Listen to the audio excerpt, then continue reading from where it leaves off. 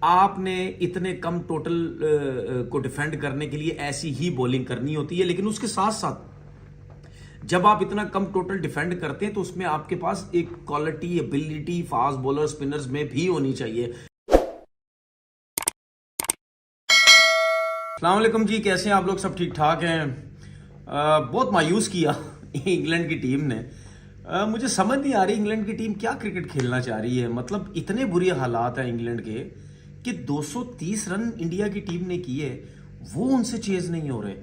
और इंडिया की टीम ने पहली दफा इस पूरे टूर्नामेंट में पहली बैटिंग की और उसमें वो स्ट्रगल उनकी बैटिंग की गई।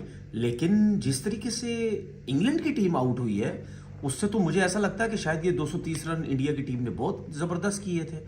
तो वो जो 87 रन की इनिंग जो खेली है रोहित शर्मा ने, मेरे ख्याल में वो तो बहुत ही कोई ज़बरदस्त किस्म की फिर शायद जो है वो इनिंग खेल गए हैं। उनकी इनिंग 87 रन इस विकेट के हिसाब से तो मुझे ऐसा लग रहा है कि कोई 150 रन की उन्होंने इनिंग खेली है। 11 ओवर में 40 रन पे तीर आउट होने के बाद पहली दफ़ा ऐसा लगा कि इंडिया की टीम जो है वो स्ट्रगल करते हुए नजर आ रही है। एक्स्ट्राऑर्डिनरी बॉलिंग की क्रिस वॉक्स ने, विली ने, मतलब सब ने बहुत ज़बरदस्त बॉलिंग की, इसीलिए जो है इंडिया 230 रन कर सकी। और इन 230 रन के अंदर जो इंपॉर्टेंट रन थे वो सूर्य कुमार यादव के थे जिन्होंने 49 रन की इनिंग खेली। उसके बाद के राहुल ने 39 रन की जो है वो इनिंग खेली। इतनी अच्छी इनिंग के बावजूद या जो भी जैसी भी बैटिंग की इंडियन बैट्समैनों ने, उसके अलावा भी 230 रन तो मेरे ख्याल में कुछ भी नहीं थे। मुझे ऐसा लगता है कि उनका दिल नहीं कर रहा बैटिंग करने का। अब आप मुझे ये तो बताएं कि जिस तरह इंग्लैंड के बैट्समैनों ने अपने बॉलर्स की मेहनत की मट्टी पलीत की है, वो तो जितने बॉलर्स को गुस्सा आ रहा होगा किसी को भी नहीं आ रहा होगा। ओ भाई, मतलब चले मलान जो है इनसाइड एज पे बोल्ड हो गए, जॉनी बेस्टो इनसाइड एज पे जो है वो बोल्ड हो गए, जो रूट का कह रहे थे सबके शायद ये आउट नहीं है, रिव्यू भी लिया गया, हल्का सा इनसाइड एज बैट का नजर आ रहा था लगा हुआ, उसके बावजूद अंपायर ने आउट दे दिया। वो कहां तक चीज ठीक थी या गलत थी, क्या थी, अब इसके ऊपर भी कोई ना कोई डिबेट होगी। लेकिन सबसे ज्यादा जो गंदा शॉट खेला वो बेन स्टोक ने खेला। भाई आपने अगर लास्ट जो आपने 150 या कुछ रन की आपने जो इनिंग खेली थी इंग्लैंड में, तो क्या उसी तरीके से यहां भी इंग्लैंड क्रिकेट खेलनी है? मतलब शामी का बॉल आउट स्विंग होता जा रहा है, ड्राइवे मारते जा रहे हैं। वो इतना क्लेवर है, उसने 6-8 बॉलें उसको बाहर की, वो एकदम से उसने अंदर कर दी। और वो यही खेलना चाह रहा था कि गेंद जो है वो उस टाइम से बाहर जाएगी तो मैं उसको कट मारूंगा, अंदर है, बोल्ड हो गए।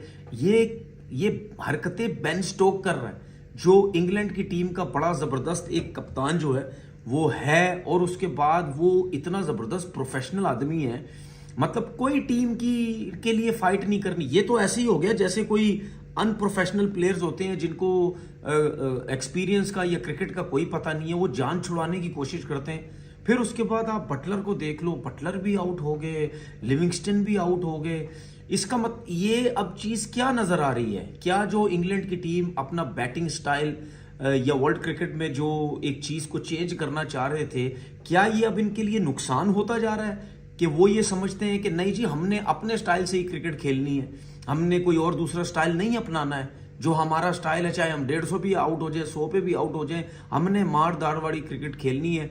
लेकिन अब मुझे तो ऐसा लग रहा है कि इंग्लैंड के पास मिड में कोई ऐसे प्लेयर नहीं है कि अगर आपके ऊपर से आउट हो तो कोई ऐसा मैच लेके चलने वाला प्लेयर हो, सिवाय जो है वो जो रूट के।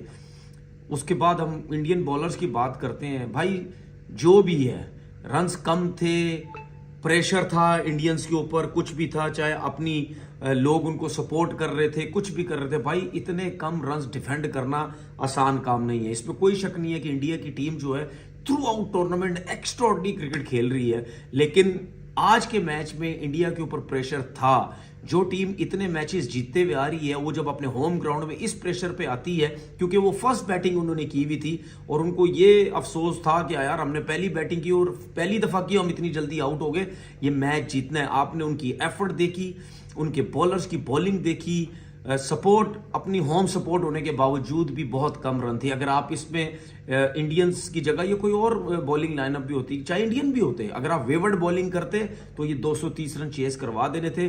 उन्होंने विद इन स्टंप बॉलिंग की, दोनों स्विंग सीम करने की कोशिश की, बिल्कुल विर्थ नहीं दी।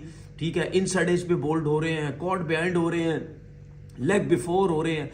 आपने इतने कम टोटल को डिफेंड करने के लिए ऐसी ही बॉलिंग करनी होती है। लेकिन उसके साथ साथ जब आप इतना कम टोटल डिफेंड करते हैं तो उसमें आपके पास एक quality, ability fast bowler spinners में भी होनी चाहिए, जो कि उनमें नजर भी आती है, जिसकी वजह से उन्होंने ये हाल कर दिया है जो है वो इंग्लैंड का। 128 पे अभी मैच चल रहा है तो मैं वीडियो बना रहा हूं, क्योंकि मैच के बाद वीडियो बनाओ अभी बनाओ, बात तो एक ही है। 128 पे जो है वो 9 आउट हो चुके हैं इंग्लैंड के। जबरदस्त बॉलिंग की है इंग्लैंड के जो इंडिया के बॉलर्स ने। मोहम्मद शामी फिर 4 आउट कर गए, फिर 4 आउट करके 5 आउट भी किए हुए इस मैच में, फिर 4 आउट करके बुमराह ने 3 आउट किए। तो मेरे ख्याल में जितनी दाद दी जाए इंडियन टीम को, बॉलर्स को, इतने कम टोटल पे डिफेंड करके उन्होंने ये बताया है कि भाई हमारे खिलाफ अगर हम कम टोटल पे भी आउट हो जाए, और क्योंकि मैं इस वजह से कह रहा हूं क्योंकि ये इस पूरे वर्ल्ड कप में पहली दफा इंडियन बॉलिंग के ऊपर प्रेशर आया था कि अब आप हमें इतने कम टोटल पे जरा मैच तो जितवा के दिखाओ, क्योंकि हर टाइम तो बैट्समैन जितवा रहे थे सेकंड बैटिंग करके, वो भी इंडिया ने प्रूव करके दिखा दी है।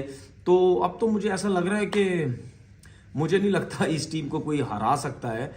फाइनल मैंने पहले कह दिया इसी टीम का है, लेकिन अफसोस हो रहा है कि इंग्लैंड की टीम जिस तरीके से प्रोफेशनल टीम है, जिस तरह क्रिकेट खेलती है, और इतने अनप्रोफेशनल तरीके से आज का मैच खेला है, मेरे ख्याल में इतनी बुरी क्रिकेट इंग्लैंड की तरफ से देखने को नहीं मिलनी चाहिए। अपना बहुत बहुत ख्याल रखिएगा। अल्लाह हाफिज।